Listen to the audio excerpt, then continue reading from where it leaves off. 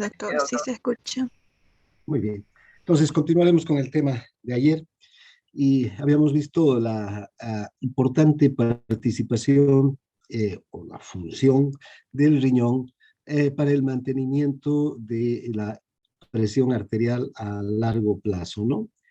Y hemos visto los mecanismos de diuresis por presión y natriuresis por presión que son esenciales para el mantenimiento de, por una parte, el volumen de líquido extracelular y al mantener las cantidades normales de volumen de líquido extracelular, también se mantiene el volumen sanguíneo y se mantiene la presión arterial a largo plazo. Otro mecanismo que está también vinculado con el riñón es este del sistema renina-angiotensina. También este es un mecanismo, digamos, esencial en el control de la presión arterial.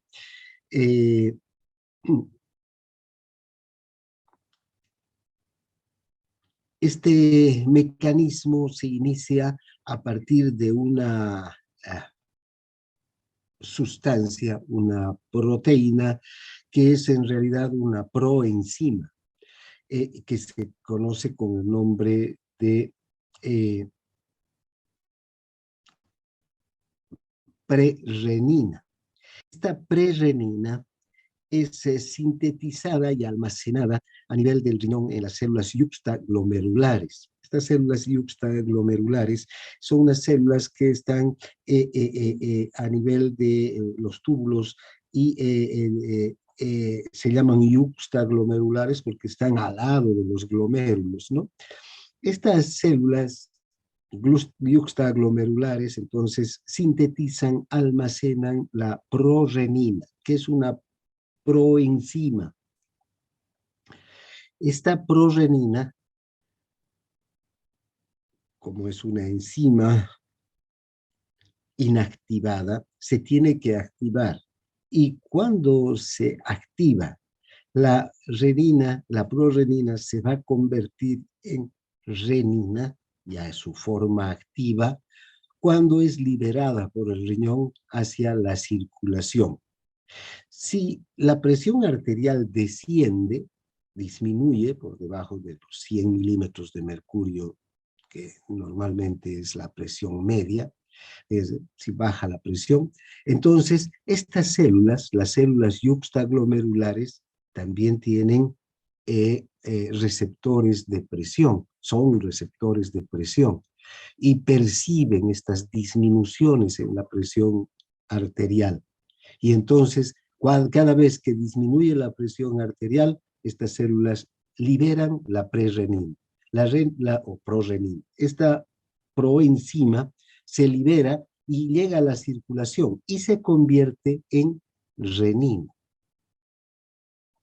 Una vez que la renina está en la circulación, va a desencadenar una serie de reacciones bioquímicas en cascada que van a tener como consecuencia que nuevamente la presión se eleve, aumente la presión y vuelva a sus valores normales. Entonces, este sistema renina-angiotensina es esencial para mantener la presión arterial dentro de sus valores normales. Es también un mecanismo de retroalimentación negativa. Veamos cómo funciona. Siempre que descienda la presión arterial a nivel de la del riñón, se produce la renina, ¿no? Que, como les decía, es una proenzima y que está guardada y almacenada en las células yuxtaglomerulares. Estas células yuxtaglomerulares solamente van a percibir o van a liberar renina cuando hay una disminución de la presión arterial. Perciben porque son también varoreceptores. Se libera la renina y la renina, como es una proenzima que se activa en el plasma, se convierte en una enzima, que es la renina. La renina, como toda enzima necesita actuar sobre un sustrato, sobre otra sustancia.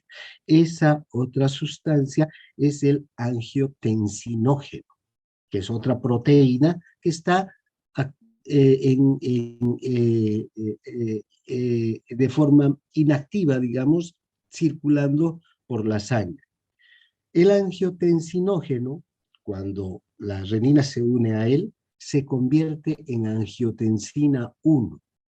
O sea, la reacción bioquímica resultante de la unión de la renina con el angiotensinógeno es la formación de la angiotensina 1. Esta sustancia no tiene mayor actividad fisiológica, la angiotensina 1, pero cuando pasa por los riñones, cuando pasa por los pulmones, cuando la sangre pasa por los pulmones, ahí hay una enzima, otra enzima. Esta enzima se llama la enzima convertidora de angiotensina. También se la conoce como la ECA, ECA, enzima convertidora de angiotensina. Esta enzima convierte a la angiotensina 1 en angiotensina 2. Esta sustancia, la angiotensina 2, tiene, sí, potentes propiedades fisiológicas que tienen que ver con el mantenimiento de la presión arterial. La angiotensina 2 se dirige al riñón, ya en su forma de angiotensina 2, ¿no? Se dirige al riñón y actúa a nivel de los túbulos, incrementando la retención de sal y de agua. Es decir, esta angiotensina 2 llega a las células epiteliales de los túbulos y actúa ahí produciendo que haya una mayor reabsorción de sodio, activa bombas, sodio, potasio, ATPasas para que el sodio sea transportado desde el túbulo hacia el interior de las células y desde las células hacia el intersticio. Entonces, vean, se activa la retención de sodio, pero además, junto con el sodio, se reabsorbe agua. Entonces, cuando baja la presión arterial, si hay un descenso de la presión arterial, esta acción de retener agua y sodio, primero sodio y después agua, pero el agua va a hacer que aumente el volumen. Al aumentar el volumen, aumenta la presión arterial. Pero no solamente la angiotensina actúa sobre la retención renal de sal y de agua a nivel de los riñones, sino también en las arteriolas. Y en las arteriolas actúa a nivel del músculo liso arteriolar y ahí produce vasoconstricción. La vasoconstricción también ayuda a incrementar la presión arterial. Y si recuerdan la ley de Ohm, la presión arterial es igual a flujo por resistencia. Fíjense cómo la angiotensina 2, cuando ya está activada y circulando, se dirige al riñón y aumenta el flujo. ¿Por qué? Porque aumenta la retención de agua, aumenta el volumen sanguíneo, aumenta el flujo. Y a nivel de los vasos, produce vasoconstricción, aumenta la resistencia. Las dos variables que tienen que ver con la presión arterial. Sabemos que la presión arterial es directamente proporcional al flujo y directamente proporcional a la resistencia. Vean qué potente que es este sistema el sistema renina-angiotensina. Pero no solo se queda ahí el sistema renina-angiotensina. La angiotensina además tiene otra función. No solamente actúa a nivel de los túbulos y de los vasos, sino también actúa a nivel de la médula suprarrenal, de la corteza suprarrenal, no de la médula, de la corteza suprarrenal.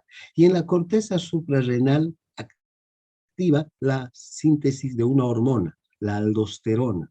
La aldosterona también es una hormona que va a actuar a nivel de los túbulos, incrementando la retención renal de sodio y desde luego, de agua, para aumentar más todavía el volumen. Muchos conocen a este sistema como sistema renina-angiotensina-aldosterona, porque también la aldosterona tiene un papel importante en este mecanismo de mantener la presión arterial a niveles, digamos, dentro de parámetros normales. Todas estas sustancias, el angiotensinógeno, la angiotensina 1, la angiotensina 2, no son nada más que péptidos, ¿vean? Son péptidos que están circulando en la sangre. De hecho, el angiotensinógeno, que es la sustancia que va a generar todas estas reacciones, es un péptido que está de manera inactivo en la sangre, circulando constantemente.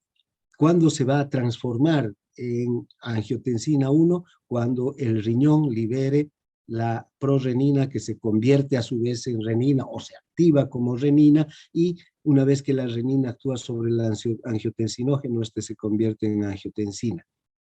Libera aminoácidos, o sea, vuelve un péptido más corto. Y luego la enzima convertidora actúa sobre la angiotensina 1 y va a liberar más péptidos todavía y se va a convertir en un péptido más pequeño, ¿no? La angiotensina 2. Y esta angiotensina 2 es la que va a producir todos estos efectos. Este es un sistema muy potente, aunque no actúa, digamos, de manera inmediata, no es como el sistema nervioso autónomo sobre como el simpático, que actúa en segundos. El sistema renina-angiotensina necesita un tiempo para que se produzcan todas estas reacciones. No es como el estímulo que va desde los vasoreceptores en segundos o en milésimas de segundo. Este estímulo recorre los nervios glosofaringeo y vago hasta llegar al centro cardiocirculatorio, y luego retorna el estímulo a través del simpático, de los nervios simpáticos hacia los vasos. Este es un mecanismo rápido, por eso es que en segundos se activa, ¿no? Se activan los mecanismos simpáticos para regular la presión arterial. Este sistema renina-angiotensina no tiene esa capacidad en velocidad, porque tienen que haber todas estas reacciones químicas, bioquímicas, que lo lleguen a activar. Primero se tiene que liberar la prorenina desde las células yuxtaglomerulares, luego esa prorenina activarse. Una vez que la prorenina se activa y se convierte en renina, esta recién actúa sobre el angiotensinógeno. El angiotensinógeno se convierte en angiotensina 1, tiene que llegar a los pulmones, y una vez en los pulmones, la enzima convertidora de angiotensina convertirlo en angiotensina 2, y desde ahí la angiotensina 2 dirigirse hacia sus receptores en los túbulos y en el músculo liso de las arterias y arteriolas, y recién ahí producir sus efectos. Entonces es un mecanismo que tarda entre 20 a 40 minutos, puede tardar este mecanismo, no es inmediato. Entonces, ¿cuáles son los principales efectos de la angiotensina 2? Vasoconstricción de muchas zonas del organismo, en arteriolas, también en las venas, pero en especial en las arteriolas es donde más efecto va a tener la angiotensina. Esto va a producir un aumento de la resistencia periférica total. Si aumenta la resistencia, aumenta la presión arterial.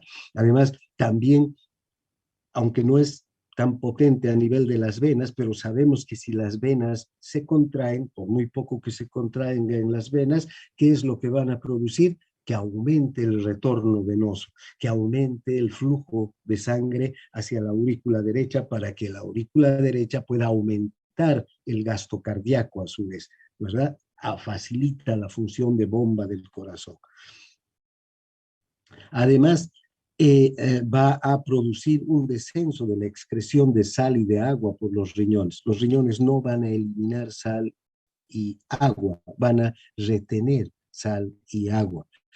Eh, la persona va a orinar menos cantidad de líquido y también de solutos, en especial sal, sodio.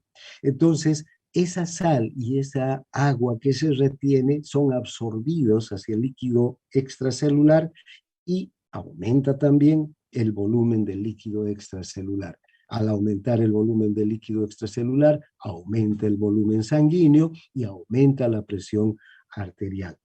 Este mecanismo es un tanto más lento que el de la vasoconstricción, pero también es un mecanismo muy efectivo para mantener la presión arterial a largo plazo.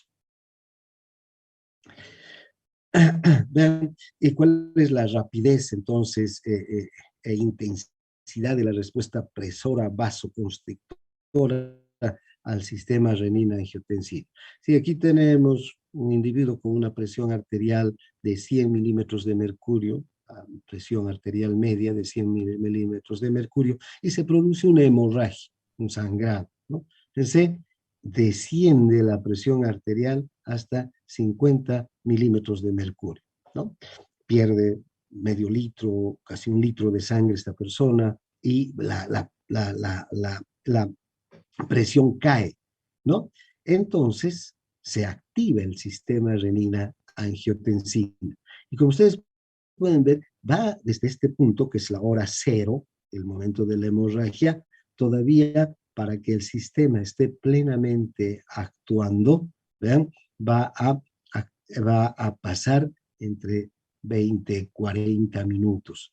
Entonces, sí, recién el sistema va a actuar plenamente y va a poder ayudar a restaurar la presión arterial en ese tiempo. Aunque aquí estamos viendo solo el sistema renina-angiotensina, no estamos hablando del sistema simpático, por ejemplo, que también está actuando. Enseguida vamos a ver cómo actúan todos los sistemas de manera integrada. Aquí lo estamos viendo solamente al sistema renina-angiotensina actuando inmediatamente. Entonces, entre 20 40 minutos, el sistema renina-angiotensina ya está plenamente actuando y contribuyendo a regular la presión arterial. Este sistema, el sistema renina-angiotensina, lo mismo que el sistema simpático, es un objetivo, un blanco de numerosos medicamentos que tienen que ver con el tratamiento de la hipertensión arterial en particular. Van a ver cuando lleguen a farmacología, tienen que saber muy bien todos estos mecanismos del simpático, del sistema renina-angiotensina, si quieren entender cómo funcionan los medicamentos. Entonces, sobre este sistema hay medicamentos que inhiben a la enzima convertidora de la angiotensina, hay medicamentos que antagonizan con la angiotensina 2 en los receptores de angiotensina, tanto a nivel de los vasos como a nivel de los túbulos. Hay medicamentos que evitan que se libere renina. Entonces, hay varios tipos de medicamentos que van a actuar sobre el sistema renina-angiotensina aldosterona. Bien, a nivel de los riñones, entonces, vean, la angiotensina 2 provoca retención renal de sal y de agua, ¿no? Además, no solamente es la acción de la propia angiotensina, porque la angiotensina 2 tiene sus propios receptores y su propio mecanismo de acción a nivel de los túbulos, pero además está la secreción de aldosterona. La angiotensina estimula la secreción de aldosterona en la médula o en la corteza suprarrenal. de la glándula suprarrenal. La glándula suprarrenal, como ya hemos visto, tiene una zona cortical, una corteza y una zona medular. En la médula se secretan y se sintetizan y se secretan las hormonas adrenalina y noradrenalina, ¿no? Ya hemos hablado de estos dos. A nivel de la corteza se van a sintetizar los corticoides, el cortisol, la aldosterona y unas otras hormonas sexuales, los andrógenos. La aldosterona, una de estas hormonas que se sintetiza a nivel de la corteza suprarrenal, es una hormona que actúa a nivel de los túbulos. Esta hormona se dirige directamente a los túbulos para aumentar la reabsorción de sal y de agua a nivel de los túbulos renales. Entonces, vean, estos mecanismos son complementarios entonces.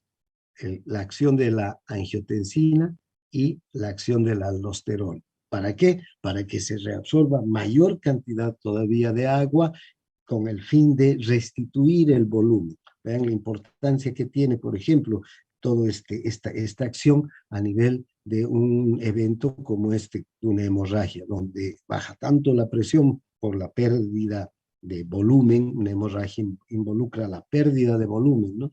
Entonces, baja tanto la presión que es necesario ahorrar al máximo el líquido, es decir, evitar que el líquido sea eliminado junto con la orina. Bien. Entonces, aquí podemos ver el efecto de dos concentraciones de angiotensina 2 a nivel de la sangre en la curva de eliminación renal, ¿no? En ambos casos, ¿ya? Baja la presión arterial, disminuye la presión arterial. Primero, la curva normal, ¿no? Y luego está la curva de disminución de la presión. Fíjense, si baja la presión arterial, inmediatamente también disminuye la eliminación de sal y de sodio, y lo que va a hacer es volver al punto de equilibrio. Ahora, en este caso va a ser sí, a ver, en este primer caso podemos ver que si la concentración de angiotensina es baja, la regulación de la presión arterial va a ser en un punto también bajo, ¿no? En 75 milímetros de mercurio. Y si la concentración de angiotensina es alta, va a ser el punto de equilibrio más alto, en 115 milímetros de mercurio. Bien, entonces, aquí en este gráfico podemos ver lo que ocurre cuando ocurre, aquí vamos a ver otra función del sistema renina-angiotensina para el mantenimiento de la presión a pesar de las variaciones de la ingestión de sal.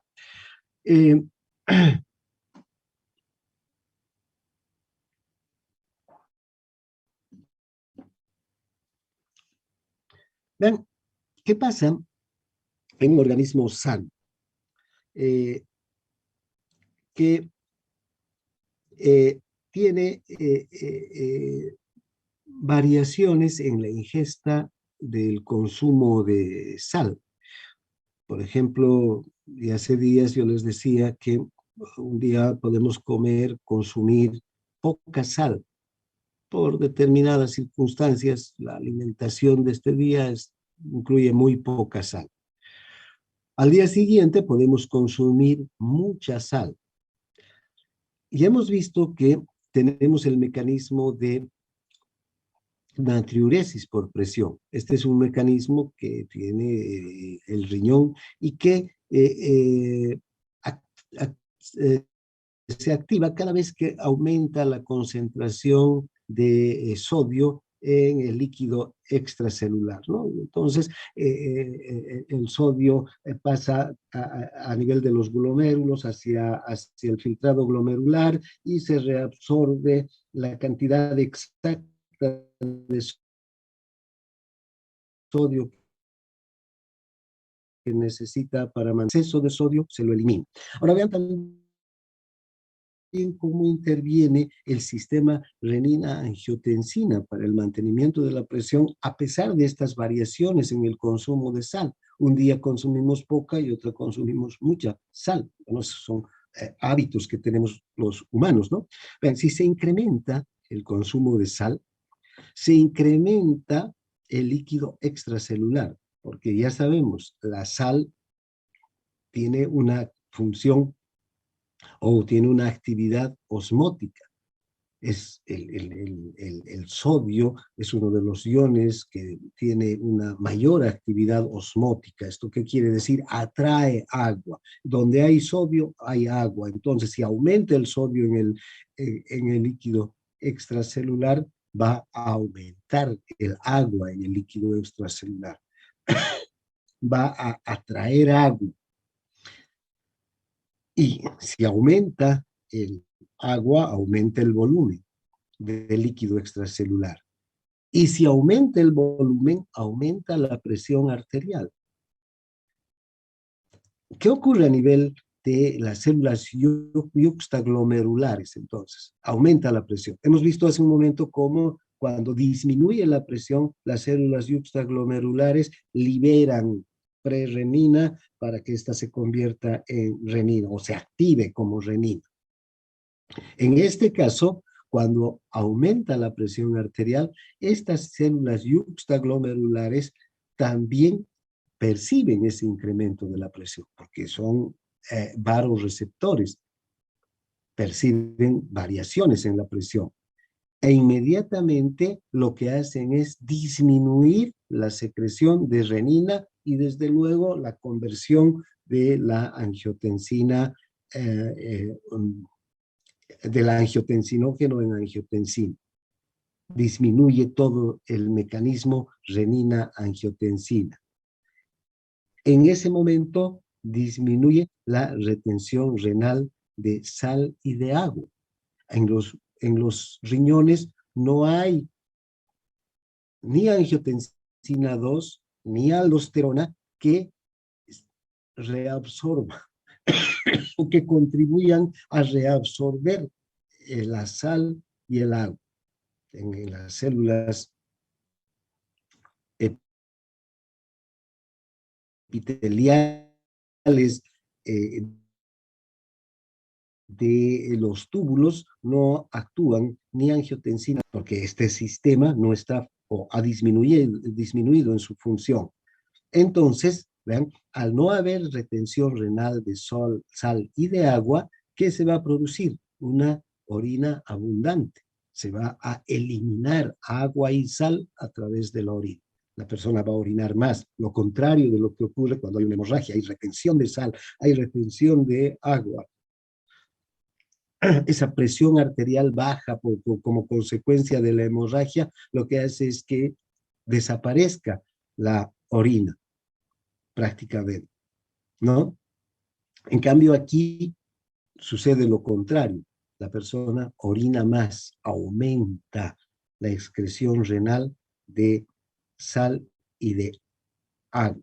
Y con eso retorna el volumen de líquido extracelular a niveles normales. Y si retorna el volumen de líquido extracelular a cantidades, concentraciones normales, va a retornar la presión arterial también a valores normales.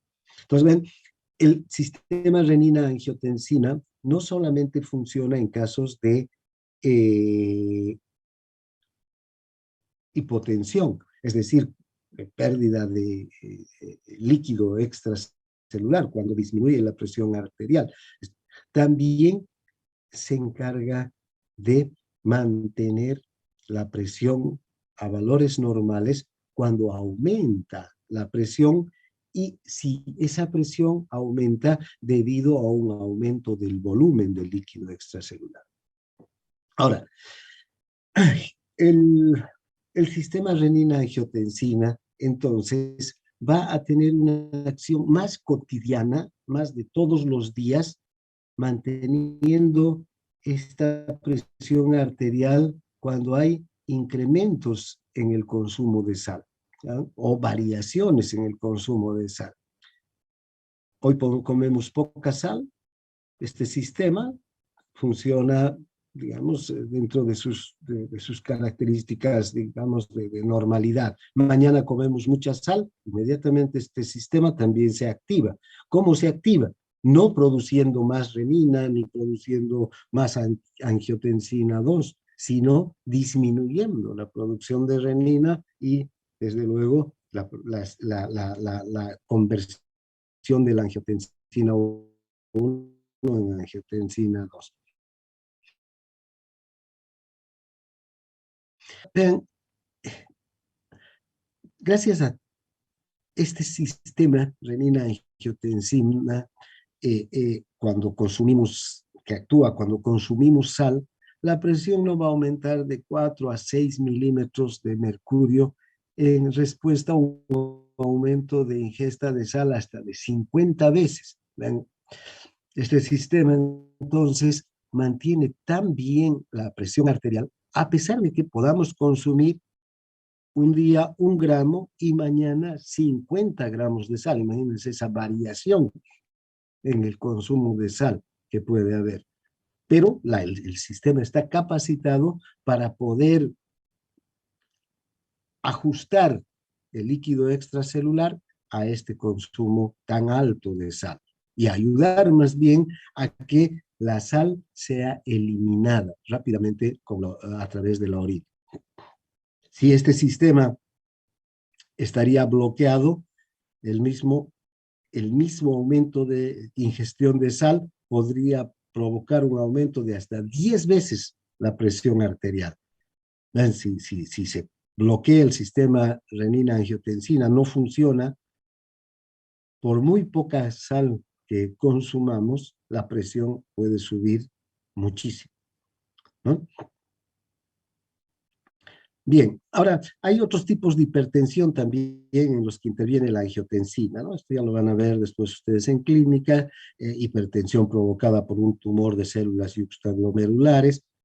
Si hay un tumor que produce renina, además, o sea, que produce anormalmente renina, obviamente va a haber puede producirse una hipertensión, ¿no? Porque va a haber una retención de sal y de agua anormal. Hipertensión de gallbladder con riñón único, cuando un riñón solamente trabaja un riñón, con 2 riñones, cuando son los 2 riñones los que están alterados y no se producen en realidad aquí hay una hipertensión permanente de las arteriolas renales que producen que las células yuxtaglomerulares aumenten su producción de renina, ¿no? Hipertensión causada por riñones enfermos que segreguen renina crónicamente, también. Entonces, fíjense, aquí el riñón alterado puede producir una cantidad anormal de renina. Si se produce una cantidad anormal de renina, esta va a ayudar a que haya mayor cantidad de angiotensina 2 circulando, esta angiotensina va a retener más agua, va a producir mayor vasoconstricción y va a producir una hipertensión grave en las personas que tienen estas patologías, ¿no? También hay otros tipos de hipertensión que se pueden provocar por combinaciones de sobrecarga de volumen y vasoconstricción, hipertensión en la parte alta del cuerpo causado por una coartación aórtica, si hay una coartación de la arteria aórtica, entonces aorta, esta puede aumentar la presión arterial en la parte alta del organismo, ¿no? Y hipertensión en la preeclampsia, se conoce como toxemia gravídica o del embarazo, no se conocen bien sus causas, pero hay muchas mujeres que durante el embarazo empiezan a desarrollar una hipertensión arterial que antes del embarazo no tenían, y en algunas es tan grave que se producen unas crisis de hipertensión durante el parto que pueden poner en riesgo la vida de la mujer y del feto antes de que nazca. Es muy temida esta hipertensión durante el embarazo, por eso que dentro de los controles prenatales hay que tener mucho cuidado en hacer el seguimiento de las mujeres con relación a su presión arterial. Hay hipertensión neurógena por una potente estimulación del sistema nervioso simpático. En este caso, hay individuos que también tienen una actividad simpática,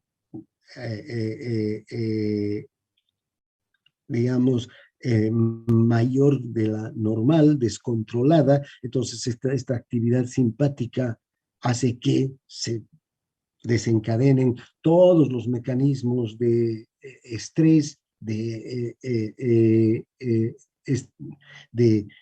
alarma, y como hemos visto, todos estos mecanismos, dentro de estos mecanismos, uno de ellos es el aumento de la presión arterial, ¿no? Hay hipertensión neurógena aguda provocada por sección de los vasoreceptores también, por algún motivo, puede accidentes, traumas, pueden haber una sección de los nervios de los vasoreceptores y no hay entonces el control que se requiere para el mantenimiento de la presión por parte de los vasoreceptores. Ahora, la principal hipertensión es la hipertensión primaria. Esta es la más común, también se la llama esencial. Estas otras son hipertensiones secundarias, porque sean secundarias a alguno de estos problemas. Hay más hipertensiones también, pero son secundarias a alguno de estos problemas que se los puede identificar. Esta hipertensión primaria es muy difícil de identificar en cuanto a su etiología, a su origen. Y esta es la hipertensión que más se presenta. Entre el 90 al 95% de las personas con hipertensión tienen esta hipertensión esencial primaria. Aunque hay algunos elementos que hay que tomar en cuenta, que muestran que muchos de los pacientes con hipertensión esencial, con hipertensión primaria, tienen un gen que lo heredan y que les predispone a desarrollar la enfermedad. Por eso vamos a ver que hay familias de hipertensos, ¿no? Pero también, y esto es muy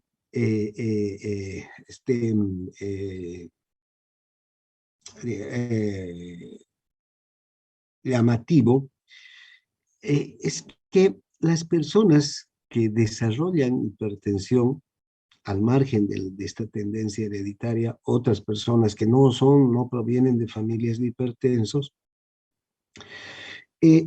tienen o aumento de peso, o son obesos, o tienen también una vida sedentaria. Estos dos factores, el aumento de peso, la obesidad y el sedentarismo, influyen enormemente en la presencia de la hipertensión. Fíjense, en especial la obesidad es el factor que más relacionado está con la hipertensión.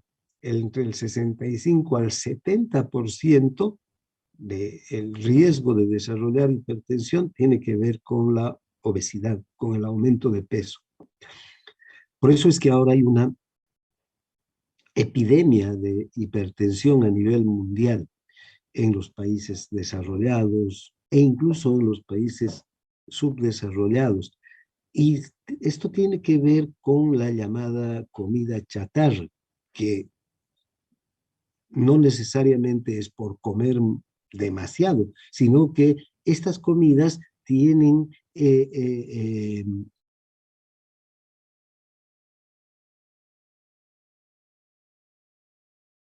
comidas chatarras, las comidas envasadas, las comidas rápidas, más que nutrir, lo que hacen es producir el aumento de tejido adiposo.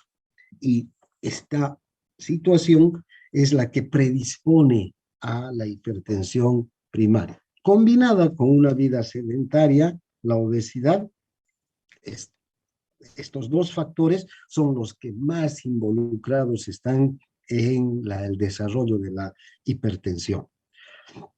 Ahora, fíjense qué características tiene la hipertensión causada por sobrepeso y obesidad. Por una parte, aumenta la masa corporal en un individuo que desarrolla sobrepeso.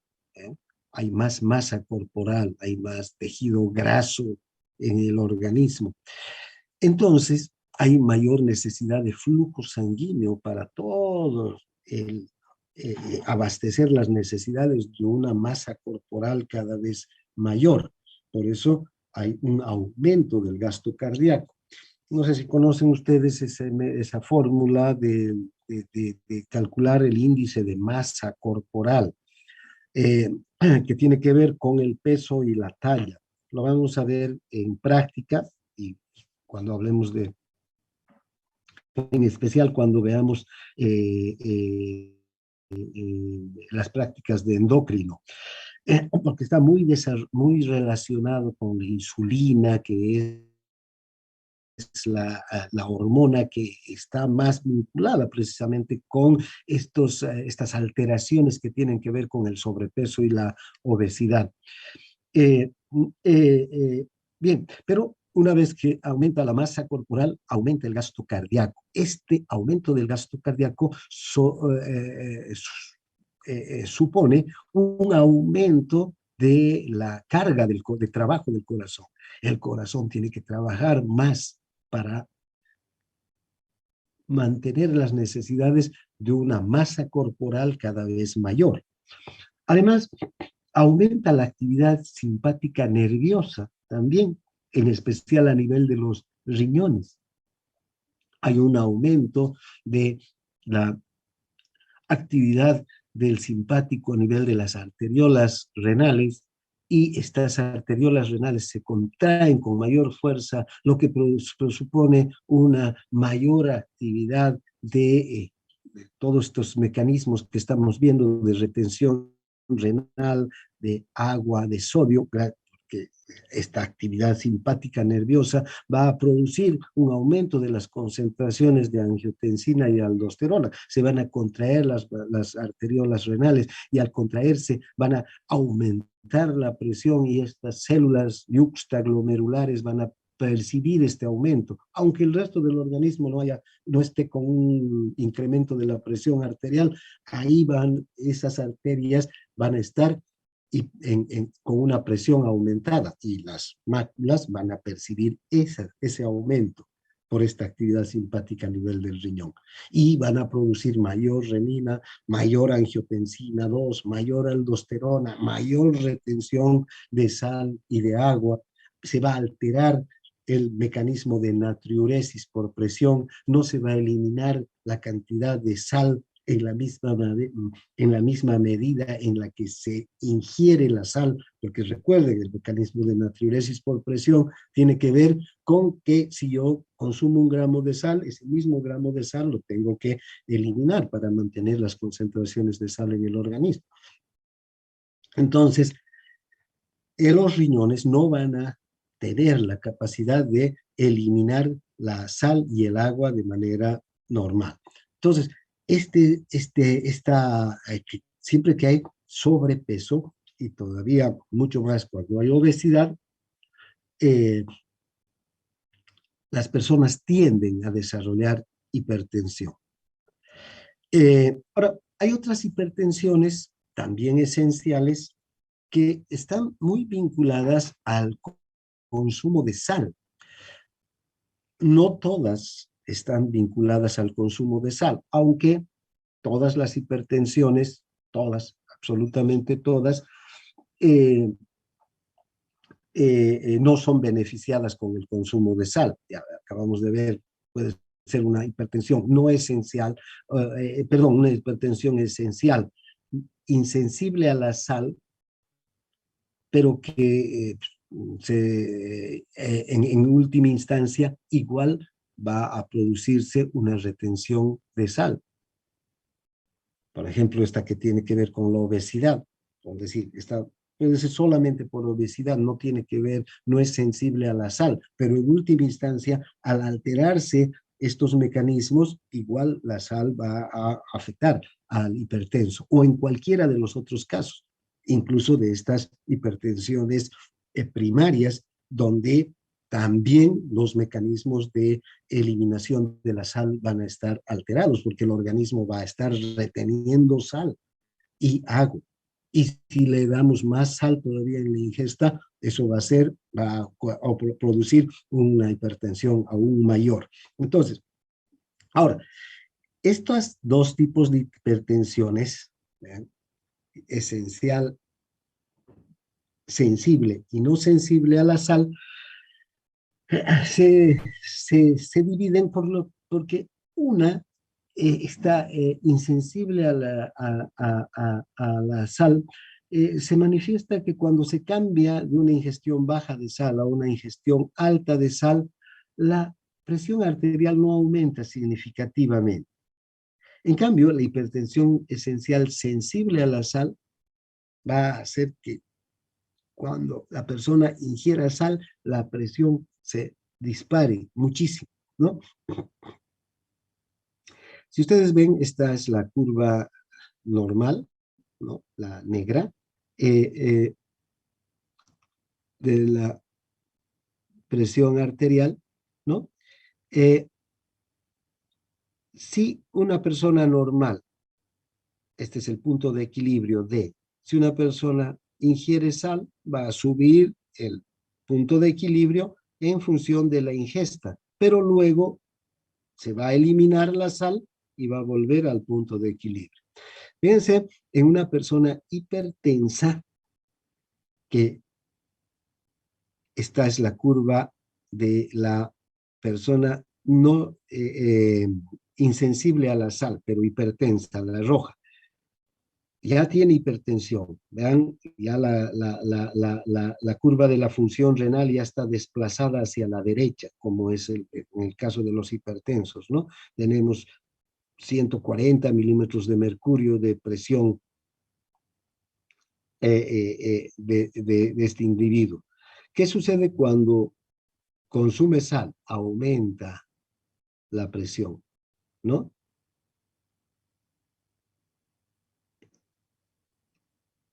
Perdón, aumenta la concentración de sal, ¿sí? Pero eh, eh, luego elimina la sal y la presión va a volver a su valor normal. No normal, sino previo, ya de hipertenso.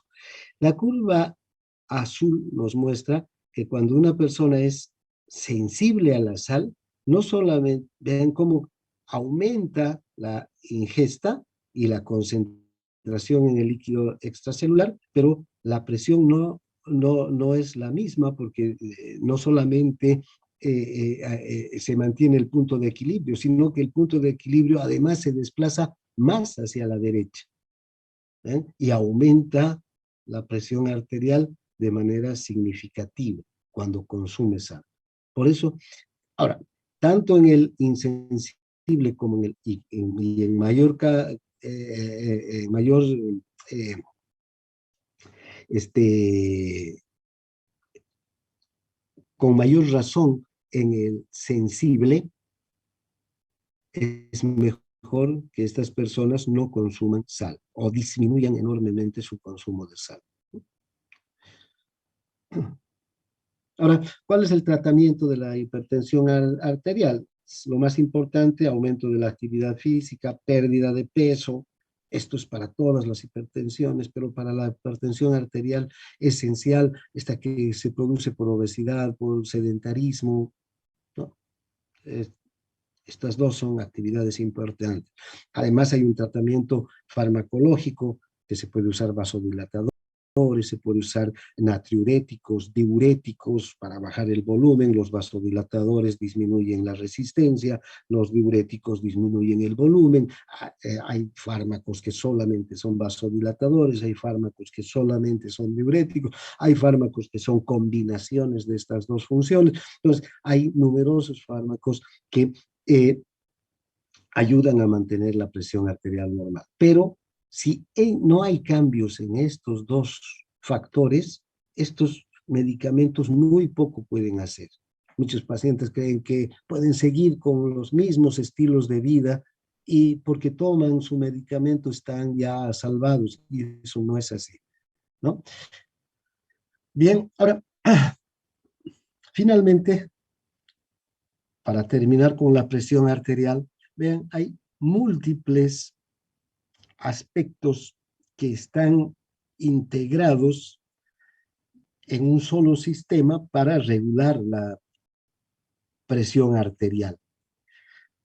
O sea, la presión arterial, como hemos venido viendo en las últimas clases, se van a regular por mecanismos de acción rápida que responden en segundos o minutos. Estos mecanismos son los de los vasoreceptores, los quimiorreceptores, la respuesta isquémica del sistema nervioso central. Estos son mecanismos que actúan en segundos. Entonces, no permiten que hayan cambios bruscos de la presión arterial, ¿no? En especial, los vasoreceptores, ¿visto? Ayudan a que la presión arterial esté siempre dentro de límites normales, en un rango de normalidad. En realidad tienen una función amortiguadora estos vasoreceptores, de tal suerte que no hayan variaciones grandes en la presión arterial. Nosotros tenemos actividades que podrían bajar o subir la presión arterial, ¿no? Si me echo a descansar, podría bajar la presión a 50 milímetros de mercurio, y si me levanto y suena mi despertador y tengo que salir corriendo, podría llegar a 200 milímetros de mercurio. Gracias a los vasoreceptores puedo realizar todas estas actividades y la presión arterial va a moverse en un rango de 5, 10 milímetros de mercurio, de aumentar o disminuir, porque se tiene que es normal que hayan estas variaciones pequeñas de la presión de acuerdo a las actividades del día, a las emociones del día, etc. Entonces, estos son mecanismos que están actuando minuto a minuto, segundo a segundo, para mantener la presión arterial. Luego, luego tenemos mecanismos de control de la presión que actúan después de muchos minutos. Aquí está el sistema renina-angiotensina. Hemos visto 20, 40 minutos, ya el sistema renina está en acción. No es igual que estos. Estos actúan en segundos. Estos necesitan un tiempo. Lo mismo la relajación de la vasculatura en el estrés. Durante el estrés intenso, y al menos si ese estrés es de tipo emocional, un estrés de tipo de sobrecarga, de preocupaciones,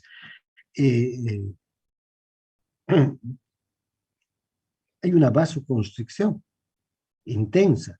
Entonces, aquí, y aumento del volumen también, porque aumenta el gasto cardíaco, y aumenta el retorno venoso, porque hay una contracción venosa. Entonces, poco a poco la musculatura de los vasos, la musculatura vascular, se tiene que ir acomodando a estos cambios y se va produciendo una relajación, una dilatación de la musculatura vascular. Eso ocurre durante minutos también. El desplazamiento de líquidos a través de las paredes del capilar también. ¿Vean? Si aumenta mucho la presión a nivel de los capilares, hemos visto que cuando hemos hablado de la microcirculación, si aumenta la presión capilar por encima de 17 milímetros de mercurio, ¿qué va a ocurrir? Va a aumentar la salida del líquido desde el capilar hacia el intersticio. ¿Recuerdan las fuerzas de Starling que tienen que ver con la salida del líquido desde el capilar hacia el intersticio y el retorno del líquido desde el intersticio hacia el capilar? Pero si aumenta la presión sanguínea, si aumenta la presión arteriolas en las venas, también va a aumentar la presión en el capilar. Y al aumentar la presión en el capilar, se van a favorecer las fuerzas de salida del líquido. Este líquido va a salir hacia el intersticio, pero no es que sale en un segundo, sino tarda minutos el líquido en desplazarse desde la sangre hacia el intersticio. Y luego están los mecanismos ya a largo plazo, o el mecanismo a largo plazo, este mecanismo de control de la presión renal, volumen de sangre. Es el sistema renal líquido corporal, que hemos visto, el de la diuresis por presión, natriuresis por presión. Estos son mecanismos que a largo plazo mantienen la presión arterial dentro de valores normales, ¿no? Si vemos estas curvas, entonces el eje de las X nos muestra el tiempo en segundos, en minutos, en horas, en días, y el eje de las Y es el mecanismo de retroalimentación que primero va a aparecer de acuerdo y a la, digamos, como estos mecanismos de retroalimentación negativa que entran en juego para volverla a la presión a límites normales. Fíjense, el primer mecanismo que aparece es esta línea negra, ¿no? Intenso, es muy intenso. La intensidad de esta respuesta es alta, como ustedes pueden ver, y aparece a los pocos segundos. Es el de los vasoreceptores. El segundo mecanismo es el de los quimiorreceptores, también intenso, a los segundos también, que hay una hipotensión muy baja, por debajo de 50 milímetros de mercurio, los quimiorreceptores empiezan a percibir la disminución del oxígeno, el aumento del dióxido de carbono, y entonces hay una respuesta potente del sistema simpático. Finalmente, ven, este es el más potente de todos, la respuesta isquémica del sistema nervioso, cuando ya empieza a haber isquemia en las células nerviosas, en las neuronas, entonces es la última trinchera. Esta es la respuesta más potente que se encamina a través del sistema simpático para para restaurar la presión arterial. Si esta respuesta isquémica no funciona, ya no hay más alternativa para esa persona, ¿no? Ya la presión ya va a bajar y bajar y bajar hasta que la persona muere. Luego tenemos la relajación vascular durante el estrés, ¿verdad? Que es una respuesta a largo plazo, ¿no? Que se pone en actividad ya no en segundos, empiezan a los segundos, pero para poder estar funcional pueden pasar minutos o horas. También la de la salida del líquido hacia los capilares, desde los capilares, perdón, hacia el intersticio, fíjense, también es una respuesta que en minutos va a estar activa. Luego está la de la aldosterona, ¿no? ¿Ven? También, ¿no? El sistema renina, angiotensina, aldosterona, que después de minutos u horas va a estar plenamente vigente. Y finalmente, este otro, que es el sistema renal de líquidos corporales, que es el que va a mantener a largo plazo y de manera potente la presión, porque este es un mecanismo en el que los riñones están trabajando minuto a minuto, segundo a segundo, todos los días, filtrando el líquido, reabsorbiendo las sustancias que el organismo necesita para el mantenimiento de la homeostasis y eliminando las sustancias que están por demás Entonces, dentro de esas sustancias que el organismo necesita para el mantenimiento de la homeostasis están la sal y el agua. Entonces, mantiene el equilibrio, ¿no?, hídrico y electrolítico, el riñón, para que la presión arterial se mantenga estable a largo plazo. Bien, entonces aquí tenemos todos los mecanismos que intervienen en el mantenimiento de la presión arterial. Recuerden, estos vasoreceptores trabajan todo el tiempo, los quimiorreceptores también, pero en especial los vasoreceptores están todo el tiempo activados. Ya si subo un poco o baje un poco la presión, los vasoreceptores responden inmediatamente para mantener la presión arterial dentro de los valores normales. Bien, aquí quedamos entonces con este tema de la presión arterial.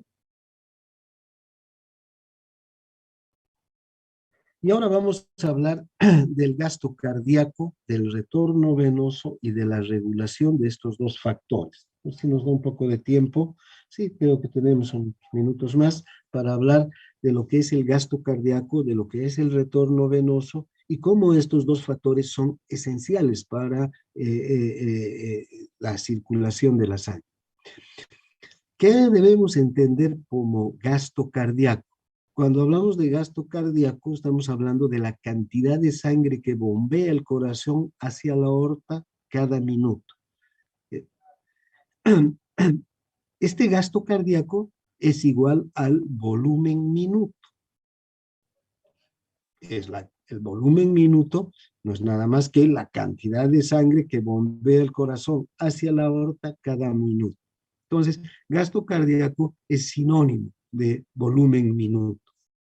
¿Cómo se calcula el gasto cardíaco? A partir de la frecuencia cardíaca y del volumen sistólico, porque el volumen sistólico es la cantidad de sangre que bombea el corazón en cada sístole hacia la aorta.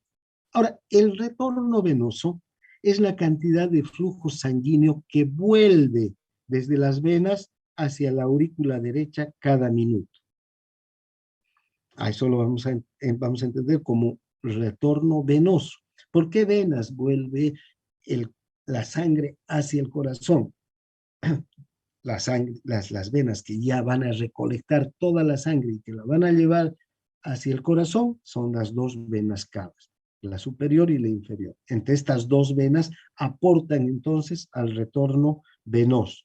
Ahora, un principio es para la circulación es que el retorno venoso y el gasto cardíaco deben ser siempre iguales entre sí. Esto es un principio que tenemos que recordar. Gasto cardíaco y retorno venoso son iguales entre sí. Bien, a ver, volvamos a repasar entonces. Sí. Aquí tenemos las 4 cámaras. Muy bien. Este es un corazón, esta es la aurícula derecha y este es el ventrículo izquierdo. ¿Qué dice que es el gasto cardíaco? La cantidad de sangre que el corazón bombea hacia la aorta. Esta es la aorta. Entonces, el gasto cardíaco es toda la cantidad de sangre que el corazón es capaz de bombear hacia la aorta en un minuto, durante un minuto.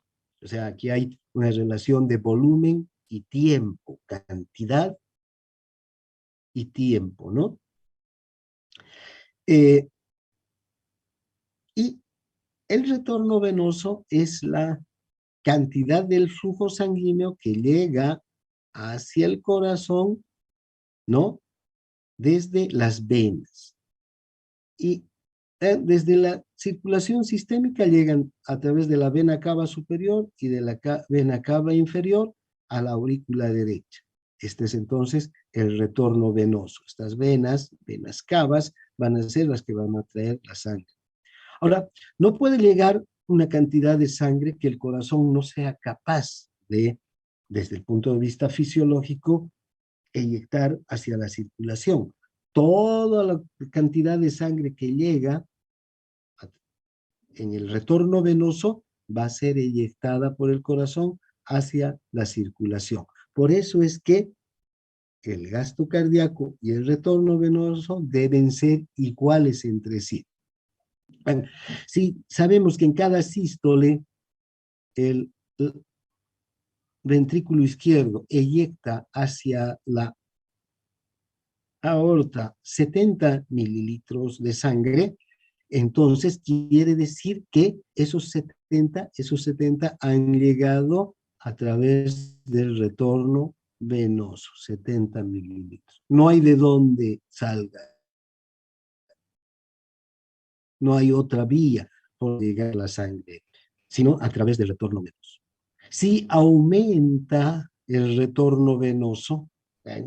Por eso se dice que cuando hay una contracción de las venas, ¿eh? Si hay una estimulación simpática, por ejemplo, las venas se contraen y esa estimulación simpática y esa contracción de las venas, ¿qué va a conseguir? Que aumente el retorno venoso, que la sangre que las venas normalmente tienen almacenadas puedan dirigirse hacia la aurícula derecha. Si aumenta, entonces, el retorno venoso a 90 mililitros,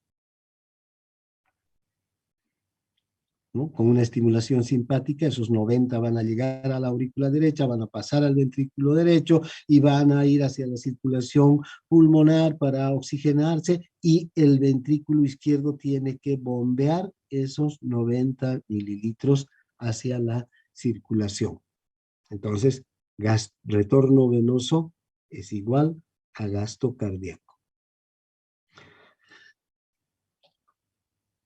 O si disminuye también el retorno venoso, puede haber una vasodilatación de venas, hay un éxtasis venoso y disminuye a 40 mililitros el retorno venoso. Entonces, también la aorta va a recibir 40 mililitros en cada sístole provenientes del ventrículo, ¿no? Entonces,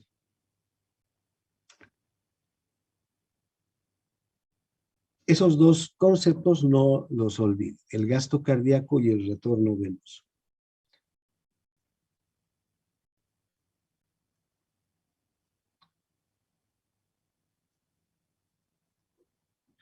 Ahora, ¿cuáles son los valores normales del gasto cardíaco?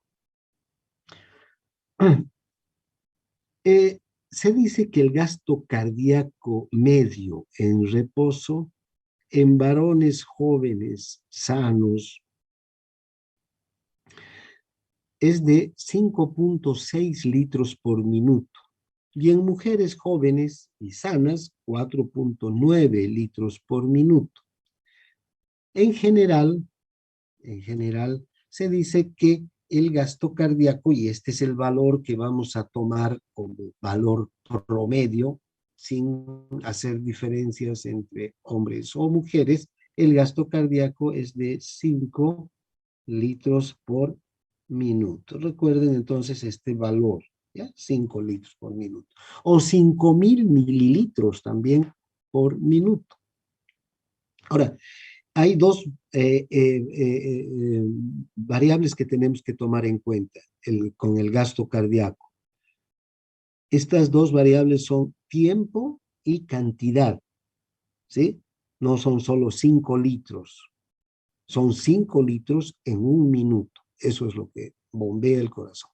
Ahora, este gasto cardíaco desde luego puede variar. De hecho, ya estamos viendo que varía entre hombres y mujeres, pero lo uniformemos y hablemos de los 5 litros en un adulto joven. ¿Cuáles serían las causas que, independientemente de hombres o mujeres, van a actuar o van a afectar al gasto cardíaco? En primer lugar, el nivel básico del metabolismo del organismo. Si el organismo está en reposo, todo el organismo está en total reposo, estamos sentados, estamos echados sin hacer nada, 5 litros por minuto sería el gasto cardíaco. Por eso dice gasto cardíaco en reposo.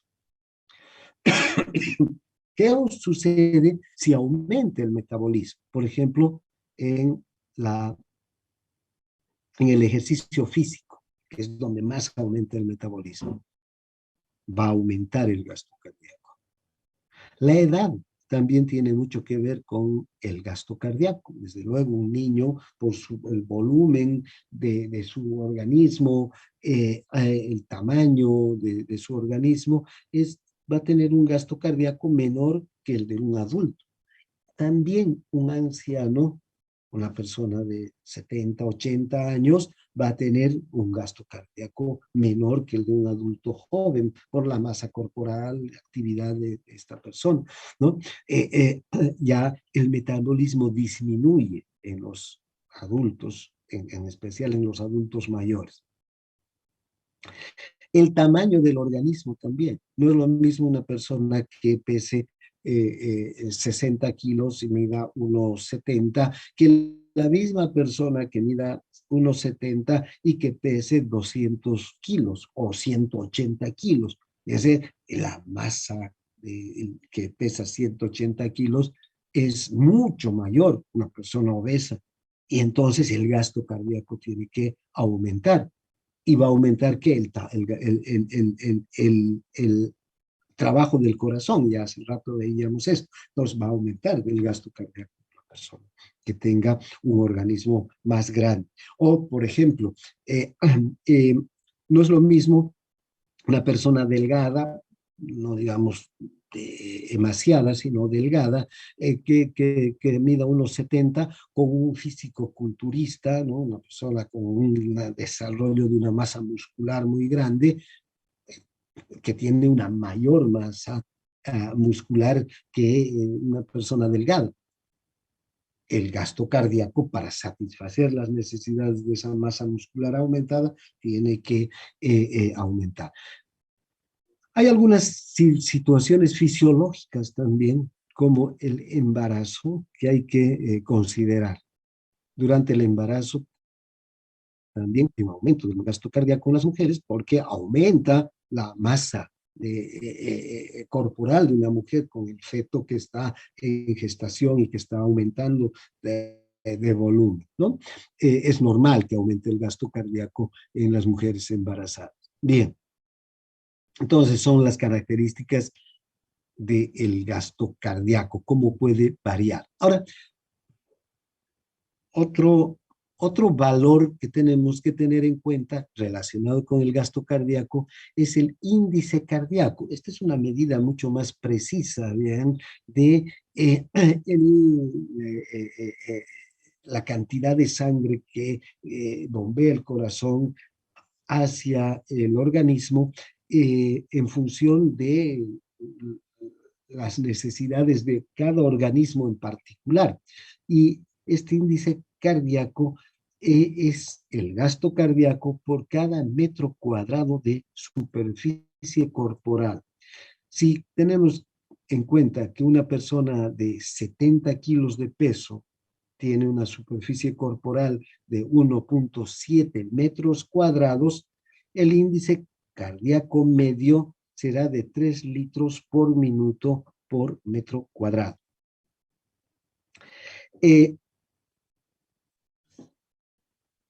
Entonces, aquí vamos a ver que este individuo de 70 kilos con 1.7 metros cuadrados va a tener alrededor de los 5 litros por minuto, ¿no es verdad? Porque tiene 1.7 metros cuadrados. Entonces, una persona tiene un índice cardíaco medio de 3 litros por minuto por metro cuadrado de superficie corporal. Entonces, aquí podemos, si podemos calcular la superficie corporal de un obeso o de un delgado, vamos a ver que el índice cardíaco va a variar en cada uno de ellos, ¿no? Bien. Ahora, bien, tiene es un factor importante para determinar el gasto cardíaco. A los 10 años va a haber un índice cardíaco, en este caso, de 4 litros por minuto por metro cuadrado de superficie corporal. A los 80 años, vean cómo disminuye, 2.4 litros por minuto por metro cuadrado de superficie corporal. Bien, ahora, ¿cómo se controla el gasto cardíaco por el retorno venoso?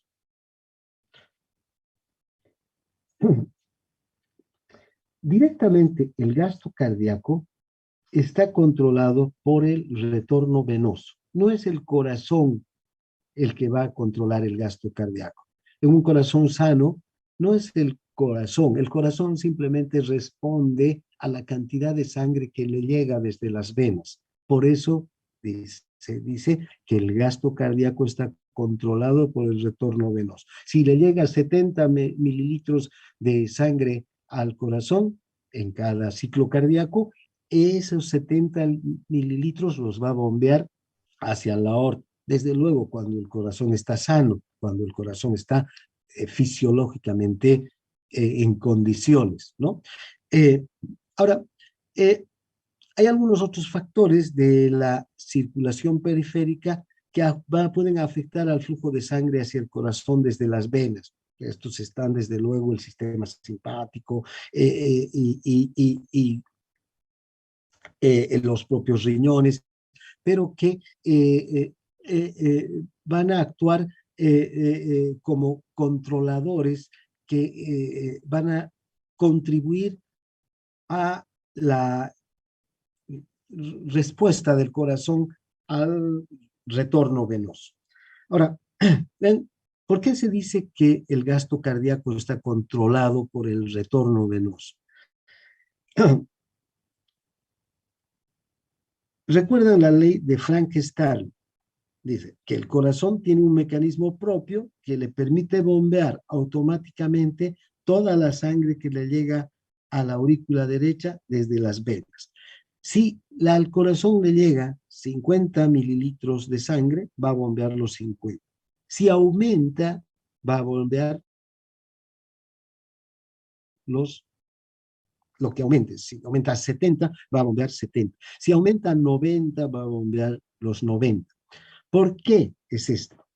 Porque el corazón, al recibir volúmenes mayores de retorno venoso, va a estirarse y se va a acomodar al retorno venoso dentro de límites fisiológicos, desde luego, se va a acomodar. Las fibras cardíacas, del músculo cardíaco, se van a estirar y al estirarse van a aceptar un mayor volumen de sangre. Pero también ese estiramiento va a producir una respuesta contráctil mucho mayor. Cuanto más se estire el músculo, la respuesta contráctil va a ser mayor. Con más fuerza se va a contraer el corazón. ¿Esto con el fin de qué? De poder bombear toda la sangre que ha llegado hacia el corazón. Esto es esencial. Esta es la ley de Frank-Starling, que ya la hemos estudiado anteriormente. Este es un mecanismo intrínseco que tiene el corazón. Por eso dice que el gasto cardíaco está controlado por el retorno venoso. Si llega más o menos sangre desde las venas, el corazón se va a acomodar a esa cantidad de sangre que llega para bombearla hacia la circulación. Pero también pueden haber otros mecanismos que actúan como controladores. Puede aumentar la frecuencia cardíaca en un 10 a 15% por un estiramiento del nódulo sinusal. Si está llegando mayor cantidad de sangre hacia la aurícula derecha, vean, en la aurícula derecha está el nódulo sinusal, para poder aumentar la frecuencia y poder el retorno venoso. Si está llegando más sangre desde las venas. También está el reflejo de Bainbridge, recuerdan, que también hace que el corazón, la aurícula acepte mayor cantidad de volumen de sangre de retorno. Bien, ahora, ¿qué factores van a intervenir para que aumente el retorno venoso? El retorno venoso no es nada más que la cantidad de sangre que fluye desde las venas hacia las aurículas, hacia la aurícula derecha puntualmente. Fíjense, todas las venas recolectan la sangre de todos los territorios del organismo, de todos los tejidos, y los conducen hacia el corazón. Terminan en las dos venas, en la cava superior y en la inferior, pero son todas las venas las que están trayendo desde el dedo gordo del pie, de la punta de la nariz, desde los intestinos, desde todos los tejidos, la sangre hacia el corazón. Entonces, el retorno venoso, esta cantidad de sangre que está llegando a la aurícula derecha, no es nada más que la suma de todo el flujo sanguíneo local a través de los segmentos tisulares de la circulación periférica. Si sumamos entonces la sangre que viene del dedo gordo del pie, de la punta de la nariz, del intestino, del corazón, no de las cámaras, sino de las propias venas del corazón, o del hígado, o de cualquier tejido. Sumamos todos los tejidos, todos. Ahora, ya sabemos que si estamos en reposo, la cantidad de sangre que requiere cada tejido para su metabolismo es la mínima indispensable para que no sufra. Entonces, si estamos en reposo, ¿ven? Toda la sangre que viene de los diferentes tejidos, y si sumamos toda esa sangre, son esos 5 litros por minuto que se va a bombear hacia la aorta. Ahora, ya sabemos que en los tejidos el flujo se regula en proporción a su metabolismo. Si todos los tejidos están en reposo, ese flujo va a ser constante a todos los tejidos y 5 litros por minuto. Pero ¿qué pasa si aumenta en un tejido? Si empezamos a caminar y el tejido muscular empieza a requerir mayor flujo sanguíneo porque aumenta el metabolismo por la actividad física, por la actividad del músculo. ¿Vean? Ese flujo sanguíneo que está yendo a los músculos ya no es el mismo que el que estaba en reposo, aumenta. Hay más cantidad de sangre que llega hacia los músculos. Este aumento de la cantidad de sangre está directamente relacionado con la actividad metabólica, y la actividad metabólica implica consumo de oxígeno. Si no hay oxígeno, no hay metabolismo. Entonces tiene que aumentar el flujo para que aumente la actividad metabólica. Ahora, entonces, vean, aquí los músculos están requiriendo mayor cantidad de sangre, y entonces tiene que aumentar la cantidad de sangre que se bombee desde el corazón hacia los músculos. Pero esta cantidad de sangre que el corazón va a bombear no sale de la nada, tiene que llegar al corazón.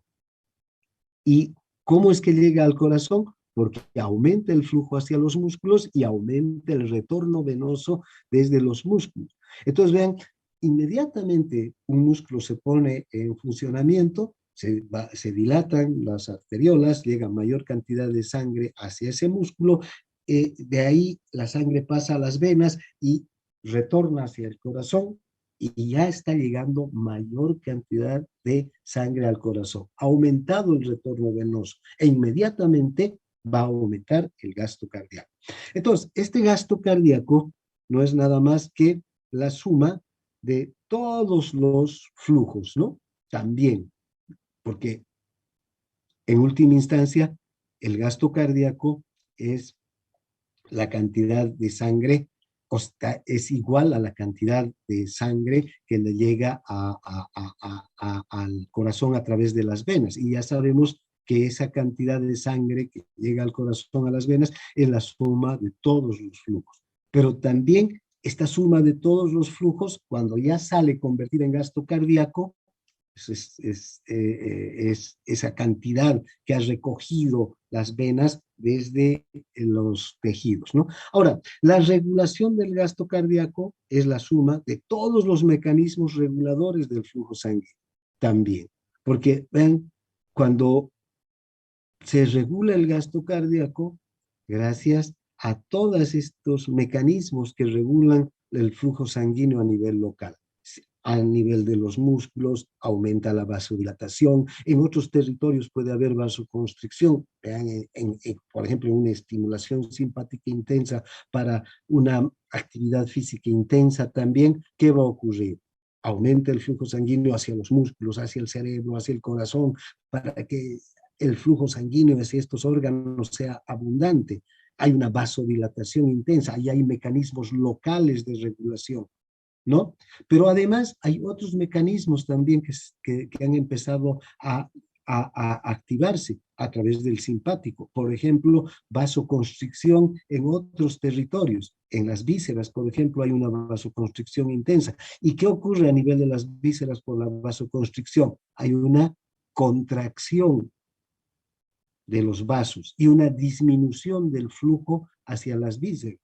Un flujo que está disminuido, pero que igual tiene que ser el suficiente para que las vísceras no sufran.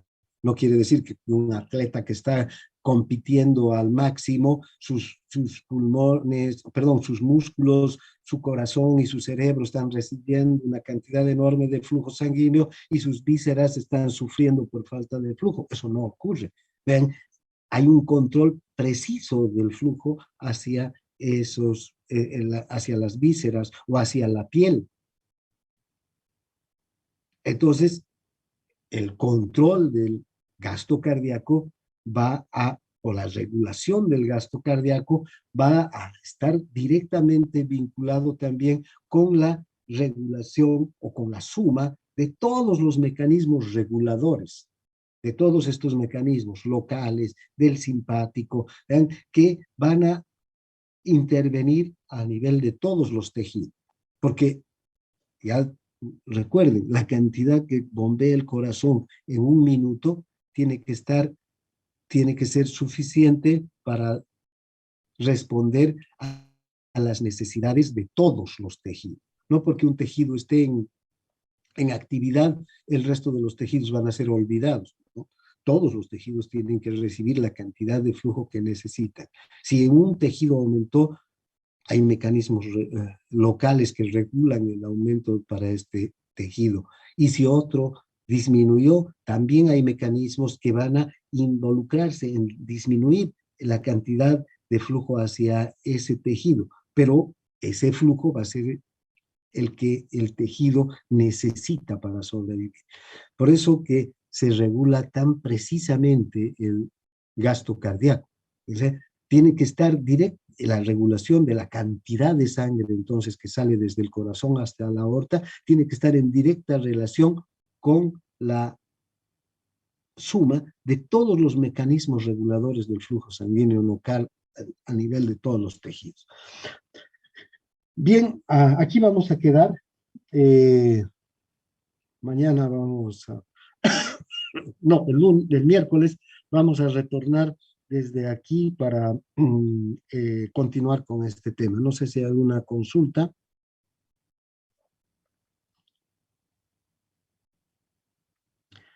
Bien, si no hay nada, nos vemos la próxima clase. Gracias por su atención.